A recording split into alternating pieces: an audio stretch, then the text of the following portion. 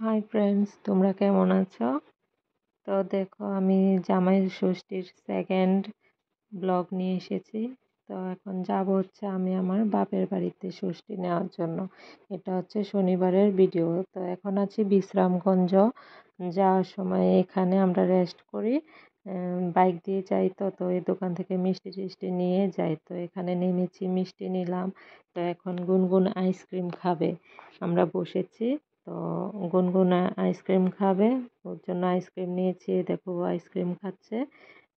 তো মেলাঘর আগরতলা বাইক দিয়ে যেতে 1-1.5 ঘন্টা লাগে। তো আমরা একটু আস্তে আস্তে যাই, যেহেতু গুনগুন আছে। তো বিশ্রামগঞ্জ এসে আমরা একটু এই দোকানটাতে বসি, রেস্ট করি। আর বাড়িতে যা নেওয়ার জন্য নেই, কিছু যদি নিয়ে যাই। তো মিষ্টি নিয়েছি, যেহেতু ষষ্ঠীতে যাব তার জন্য মিষ্টি নিয়েছি। গুনগুন এখন আইসক্রিম খাচ্ছে। তো গুনগুনের আইসক্রিম খাওয়া শেষ, আমরা এখন চলে যাচ্ছি বাড়িতে। তো দেখো, বাইকে উঠে গেছি, আবার উঠে এখন চলে যাচ্ছি মেলা ঘরের জন্য রওনা হয়ে গেছি। তো এসে পড়েছি বাড়িতে।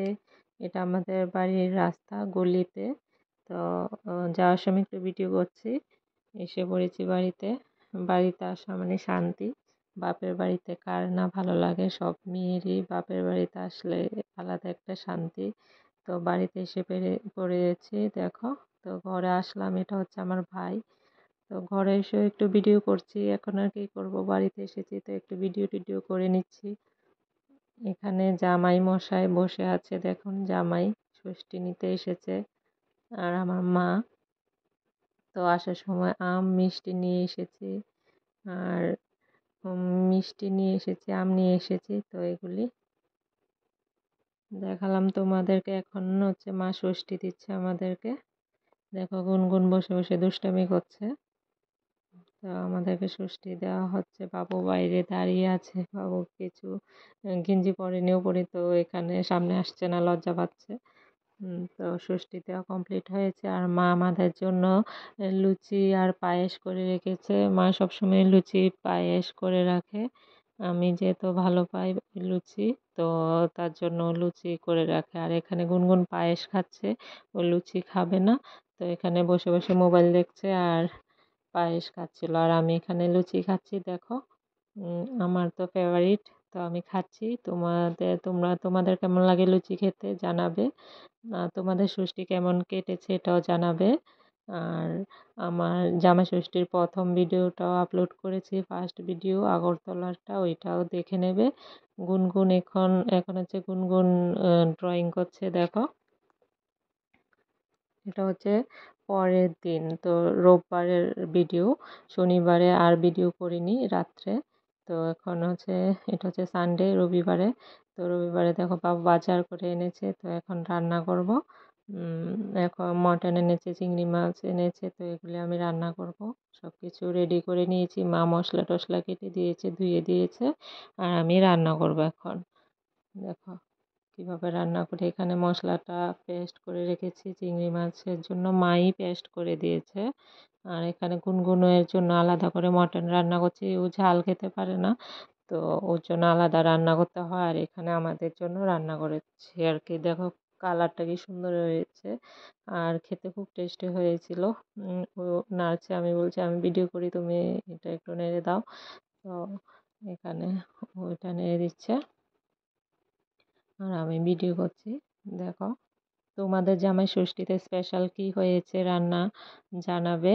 আমাদের তো মাটন হয়েছে আর চিংড়ি মাছ আমার ফেভারিট, তার জন্য বাবু চিংড়ি মাছ এনেছে, আরও অন্য মাছও এনেছে। আর রান্না করিনি, কারণ সব কিছু একসঙ্গে খেতে পারবো না, তার জন্য রাত্রের জন্য রেখে দিয়েছি। এখন শুধু চিংড়ি মাছ আর মাটনটা রান্না করছি। কালারটা কি সুন্দর এসেছে। আর গুনগুন এখানে আম খাচ্ছে, আমরা আমও খাচ্ছিলাম। ও এখান দিয়ে রান্না করছে, এখানে আম খাচ্ছি। তো গুনগুন দেখো, গুনগুন গতবার আম খায়নি, এবার আম খাচ্ছে, ওর এখন ফেভারিট হয়ে গেছে আম। আর এখানে আমার রান্নাও কমপ্লিট হয়ে গেছে, মটনটা আর চিংড়িটা একদম কমপ্লিট হয়েছে। মটনের লাল লাল ঝোল করেছি, আর চিংড়ি মাছ সর্ষে দিয়ে করেছি। তারপরে স্নান টান করে নেব আর কি। যখন রান্না হয়ে গেছে এখন স্নান করে আমরা খাওয়া দাওয়া করব। দেখো, আর এখন আমরা খেতে বসবো। তো সব রেডি করে নিয়েছি, গুছিয়ে দিলাম। এখন রাহুল আর গুনগুনের পাপা খেতে বসবে, আমরা তিনজন মিলে খাবো। মা আর বাবু পরে খায়, ওরা পরেই বসে। বলে তোরা আগে খেয়ে নে, তারপর আমরা খাবো। তো আমি সব রেডি করে দিয়েছি, মা পরে তরকারি দিয়েছে, আমরা খেতে বসেছি। তো একটু ভিডিও করে নিলাম তোমাদের সঙ্গে। দেখো আমাদের ভাই বোনকে কেমন লাগছে। আমরা খাচ্ছি, তোমরা দেখো আমার ভিডিওগুলি কেমন লাগে জানাবে। তো বিকেল হয়ে গেছিলো, খাওয়া দাওয়ার পরে রেস্ট করেছি, একটু ঘুমিয়েছি। তো সন্ধেবেলা 4:30টার দিকে রাজঘাট গিয়েছি, যেহেতু নির্মল আমাদের বাড়ির কাছে। তো রাজঘাট গেছি। দেখো ওয়েদারটা কি কালো করে রেখেছিল, ওয়েদারটা এত ভালো লাগছিল, এত বাতাস ছিল, মনে হচ্ছিল আমি বিচে বসে আছি, সমুদ্রের পাড়ে বসে আছি, এত বাতাস ছিল। আর এত কালো করে রেখেছে। তো বেশিক্ষণ ছিলাম না, একটু বসে তারপরে ও ডাব এনেছে, দেখো তালের শাঁস বলে এগুলি এনেছে, আমরা খেয়ে বাড়িতে এসেছি। আর এটা হচ্ছে মানডের ভিডিও, সোমবার ঈদ ছিল, তো ওই দিন বন্ধ ছিল সব কিছু। তো আমরা সকালবেলা গেছিলাম মাতার বাড়িতে। দেখো মাতার বাড়ি যাওয়ার রাস্তাটা কি সুন্দর, হঠাৎ করে প্ল্যান হয়েছিল। ভাই বলছে মাতার বাড়িতে যাবে, মার বাড়িতে। তো হঠাৎ করে প্ল্যান, হঠাৎ করে গেলাম, গুনগুনকে নিয়ে যাইনি। আমরা মাতার বাড়িতে এসে পড়েছি। দেখো ওই দিনে আবার বাড়িতে চলে গেছিলাম বিকালে, তার জন্য গুনগুনকে আর নেইনি।